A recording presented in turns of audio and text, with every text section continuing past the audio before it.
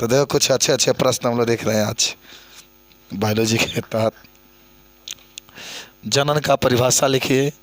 जीवधारियों में दो प्रकार के जनन कौन कौन से हैं, उनका नाम लिखिए। तो सबको याद होगा कि जनन वह प्रक्रिया है जिसके द्वारा जीव अपने द्वारा नए जीव को पैदा करता है, खुद वो पैदा करता है। ठीक है, तो उसी को हम लोग कहते हैं जनन। और जीवों में दो प्रकार के जनन होते हैं। कौन? एक लैंगिक जनन और एक अलैंगिक जनन।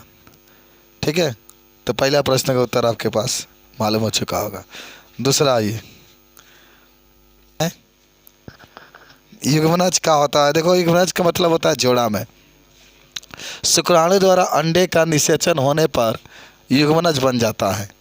जब हमारे शुक्राणु, देखो यहाँ पर शुक्राणु है, ये अंडाणु है। शुक्राणु पुरुष में पाए जाते हैं और अंडाणु स्त्री में। और शुक्राणु और अंडाणु जब आपस में मिलते हैं तो युग्मनज का निर्माण होता है, किसी को हम लोग जाइगोट कहते हैं।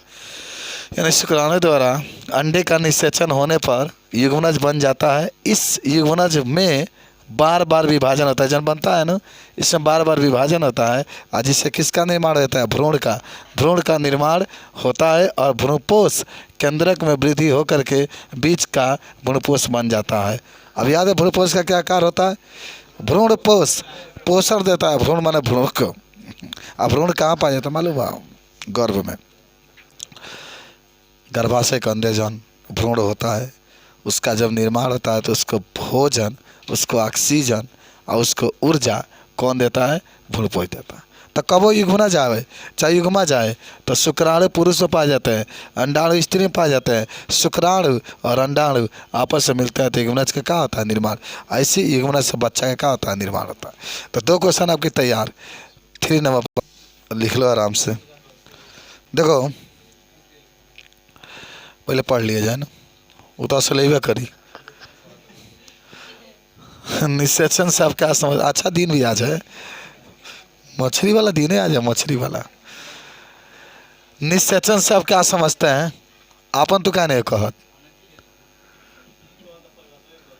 निषेचन से आप क्या समझते हैं? देखो, जब नर, इधर सुनो, जब नर के शुक्राणु, अच्छा यही कहना भी नर और मादा जब मिल जाते हैं तो उसको निषेचन कहते हैं। हम जाके क्यों में सट गए तो निषेचन हो गई। संलयन में या मिलना में क्या अंतर है? हाँ, तब क्या कह रहे हो और क्या कह रहे हैं?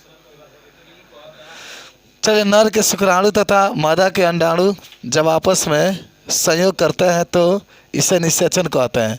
निषेचन के फलस्वरूप युग्मनज का निर्माण होता है और प्रत्येक युग्मनज में गुणसूत्रों की संख्या 2n होती है। याद करना, जो जाइगोट बनता है, जैसे नर और मादा जब आपस में मिलते हैं जो जाइगोट बनता है तो उसका 2n होता है, तथा प्रत्येक युग्मक में गुणसूत्रों की संख्या क्या होती है? n होती है। जैसे कहने का मतलब निषेचन दो प्रकार का होता है, एक बाह्य निषेचन, एक कहते हैं आंतरिक। जैसा शुक्राणु हो गया। अच्छा, नर का युग्मक जानते हो ना क्या होता है? शुक्राणु। नर के, मादा के अंडाणु। आपस में मिलता है तो क्या बनता है? युग्मनज, जाइगोट है 2n। हाई का आ गया n, हाई का आ गया n। यही आपका है, याद हो गया? क्या बात? देखो, प्रश्न बहुत हिट आपका है कि विपुंसन से आप क्या तात्पर्य है और एक पादप प्रजनक कब और क्यों इस तकनीक का प्रयोग करता है। तो देखिए, पहले समझा देते हैं विपुंसन में क्या होता है। मान लो वर्तिकाग्र पुंकेसर है, आप चाहते हैं कि ये फूल के आनुवांशिक लक्षण को बदलना चाहते हैं तो कोशिश करते हैं कि पुंकेसर में जो परागकण है इस वर्तिकाग्र पर ना गिरे, या जो खराब परागकण है इसके ऊपर ना गिरे। तो इसको आप काट करके, पुंकेसर को काट करके बाहर निकाल देते हैं, जिसके बाद से इसमें परागण की क्रिया नहीं होती है। तो जैसे ही पुंकेसर को काट करके बाहर निकाल देंगे तो इसी क्रिया को हम लोग विपुंसन कहते हैं। तो लिखा गया है कि जब पुष्प के कली या पुंकेसर को काटकर बाहर निकाल दिया जाता है तथा उस पुष्प में परागण की क्रिया नहीं होती है तो इस प्रक्रिया को विपुंसन कहते हैं। जहाँ मनुष्य में नपुंसक होता है वही में विपुंसन होता है। अब इस तकनीक का प्रयोग क्यों किया जाता है? तो इस तकनीक का प्रयोग कोई पादप प्रजनक तब करता है जब वह पुष्प के गुण को बदलना चाहता है तथा वह पर परागण कराना चाहता है। मैं चाहता हूँ कि जो पुष्प था उसका गुण बदल जाए, अब नए गुण इस पुष्प के अंदर आ जाए, तो इस पूरी प्रक्रिया को हम लोग क्या कहते हैं, विपुंसन कहते हैं। जब मन विपुंसन की बात करेगा तो इसके बारे में आप इसको लिख देना है। बोलो, समझ में आया सब लोग? लिखा गया सबका? तो प्रश्न यही रहा आपका कि जो पुष्प होता, जो सेव होता है, एक सेव को आभासी फल क्यों कहा जाता है? पुष्प के कौन सा भाग फल के रचना करता है? तो सिंपल सा आपकी बात रहती है कि सेव का रचना पुष्प के अंडाशय से नहीं होता है, इसका निर्माण पुष्पासन से होता है, इसलिए सेव को आभासी फल कहते हैं। आप पढ़े भी होंगे कि अधिकतर जो फल बनते हैं किससे बनते हैं? अंडाशय से बनते हैं, माने निषेचन के बाद जो अंडाशय होता है वो फल में बदलता है। लेकिन जो सेव है इसका निर्माण अंडाशय से नहीं होता है, पुष्पासन से होता है, इसलिए सेव को हम लोग आभासी फल कहते हैं। देखो, अधिकतर फल का निर्माण निषेचन के बाद अंडाशय से होता है, जिसे हम लोग वास्तविक फल कहते हैं। तो ये बात आप भी बता सकते हैं, बहुत आसान था। लिखा गया सबका? चलिए आगे बढ़ते हैं हम लोग नेक्स्ट।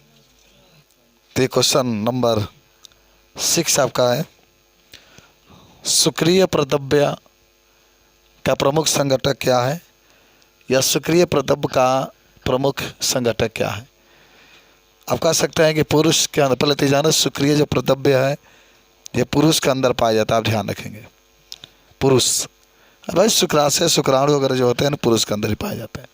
तब पुरुष लिंग की सहायक ग्रंथियाँ के अंतर्गत एक जोड़ा शुक्राशय, आप पढ़े होंगे, एक जोड़ा का मतलब 2 शुक्राशय, एक प्रोस्टेट ग्रंथि तथा एक जोड़ा बल्ब यूथ्रल ग्रंथियाँ शामिल होती है।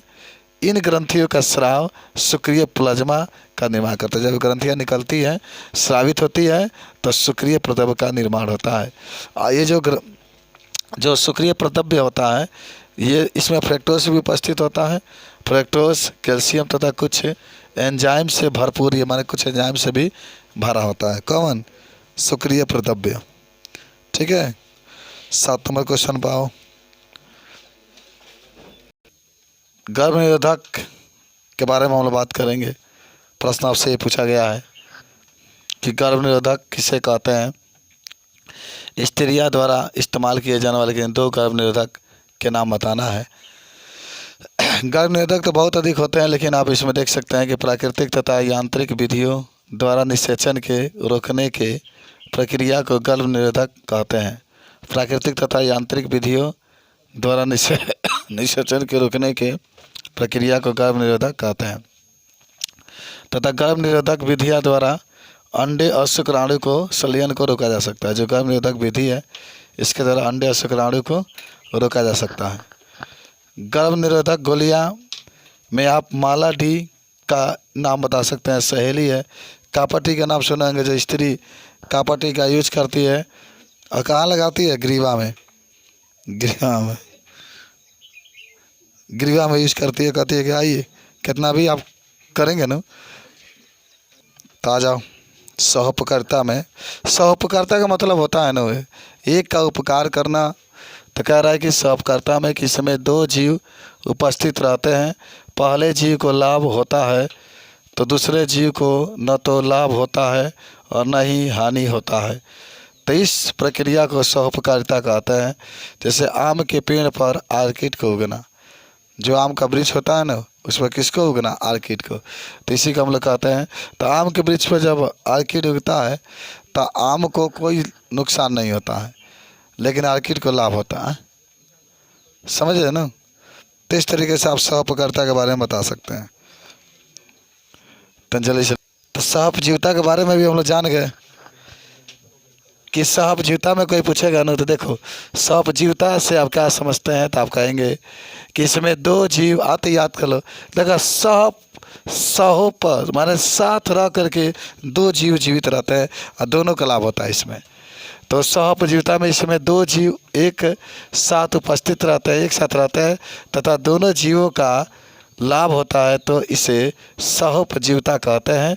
उदाहरण में आप लाइकेन लिख सकते हैं। लाइकेन किससे मिलकर बना होता है? शैवाल प्लस कवक से मिलकर बना होता है। शैवाल प्लस कवक से मिलकर बना होता है। हो गया, सब लोग को याद हुआ? अंतिम क्वेश्चन आज का